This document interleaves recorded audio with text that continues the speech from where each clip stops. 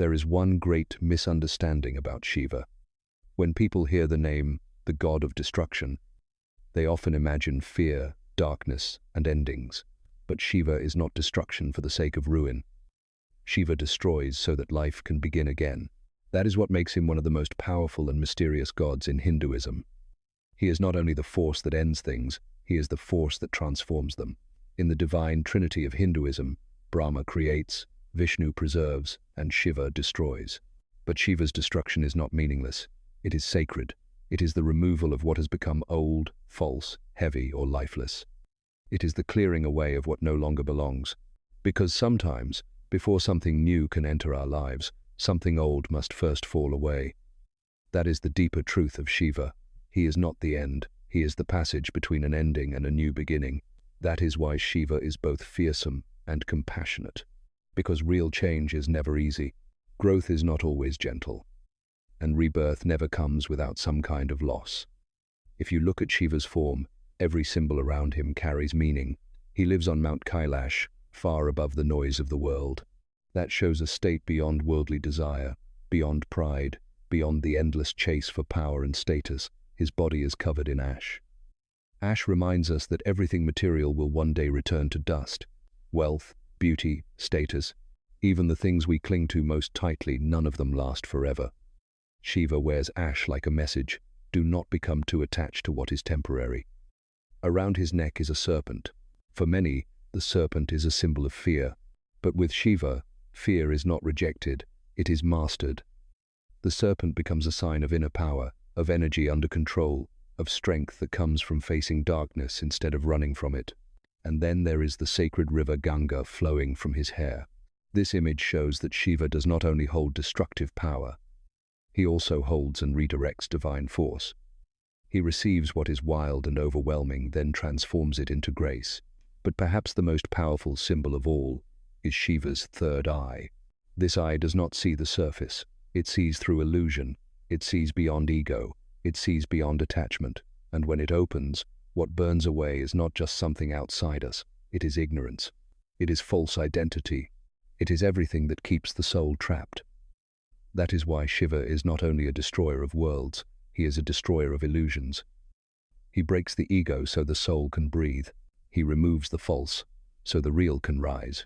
And nowhere is this truth more powerful than in the form of Nataraja Shiva, the cosmic dancer. In this form, Shiva dances inside a circle of fire. One hand holds the drum of creation. Another holds the fire of destruction. One hand offers blessing. One foot stands over ignorance. This is not just a dance. It is the rhythm of existence itself. Creation, preservation, destruction, transformation, again and again. Shiva's dance reminds us that life is always moving.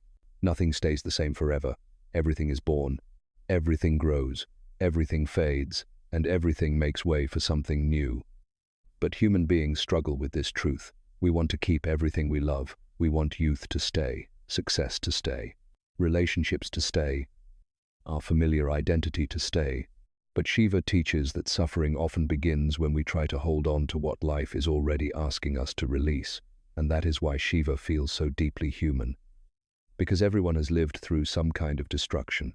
The end of a relationship, the collapse of a dream, the breaking of an old belief, the loss of a version of ourselves we thought would last forever. And in those moments, it feels like everything is ending. But through Shiva's eyes, maybe it is not the end. Maybe it is the beginning of rebirth. What makes Shiva so powerful is that destruction is never his final message. Rebirth is. If Shiva only destroyed, he would be a symbol of fear. But because every ending in him carries the possibility of renewal, he becomes a symbol of hope, a deep and difficult hope. The hope that after pain, something wiser can emerge. The hope that after loss, a truer self can appear. The hope that after collapse, life can begin again in a new form. That is why Shiva speaks so deeply to the human heart. Because life itself keeps breaking apart what no longer fits. Sometimes it breaks a false identity. Sometimes it breaks pride. Sometimes it breaks attachment. Sometimes it breaks the version of us that has become too small for our soul. And yes, that breaking hurts, but not every breaking is a tragedy. Some breakings are necessary. Some endings are sacred. Some losses are not punishments. They are invitations to grow. Shiva does not comfort the ego. He transforms the self. He does not promise a life without pain. He reveals the meaning hidden inside pain. That is why he is both fierce and healing. He teaches us that transformation is not always soft. Sometimes the most compassionate thing life can do is tear away the illusion we were living in. One of the most beautiful truths about Shiva is his connection with Parvati. If Shiva represents stillness, consciousness, and transformation, Parvati represents energy, love, beauty, and life. They are not opposites, they complete each other. Together, they show that true wholeness is balance, strength and tenderness, power and love, silence and life. This truth appears in the sacred image of Ardhanarishvara, where Shiva and Parvati exist in one body, half male and half female. It is a profound symbol. Real power is not one-sided. It is not only force, it is harmony. And that is what Shiva truly represents, not destruction alone, but total transformation, from ignorance to awareness, from fear to freedom, from attachment to release, from the old self to a deeper and truer one. That is why Shiva is not just a mythological figure from the past. He is a spiritual mirror. He reflects the journey every human being must one day face. Because there comes a time in life when what must be destroyed is not the outer world, it is the fear within us. The ego that wants control, the illusion that everything can stay the same, the beliefs that no longer allow us to grow. When those things begin to break, we panic. We think we are losing ourselves. But maybe we are not losing ourselves. Maybe we are losing only what was false. Maybe what is falling apart is not our life, but our illusion of who we thought we had to be. That is the gift of Shiva. He does not pull us out of darkness too quickly. He teaches us how to walk through it, to walk through loss, to walk through endings, to walk through the fire of change. And on the other side, what remains is not emptiness. What remains is truth, a deeper self, a freer heart, a new beginning. So if people call Shiva only the god of destruction, that is only half the truth. The other half is this: without Shiva, there is no rebirth. Without the right ending, there is no true beginning.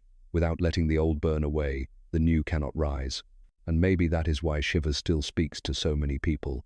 Not because people love destruction, but because deep inside, everyone hopes that after their greatest pain, there is still a chance to begin again.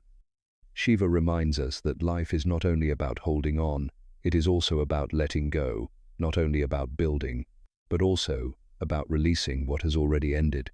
Not only about beginnings, but also about having the courage to walk through endings. And maybe the thing that most needs to be destroyed in our lives is not the world around us, but the invisible chains within our own mind. If this story touched you, leave a comment and tell me what in your life needs to end so something new can begin. And if you enjoy powerful stories about mythology, spirituality, and inner transformation, don't forget to like, subscribe, and share this video with someone who needs this message today.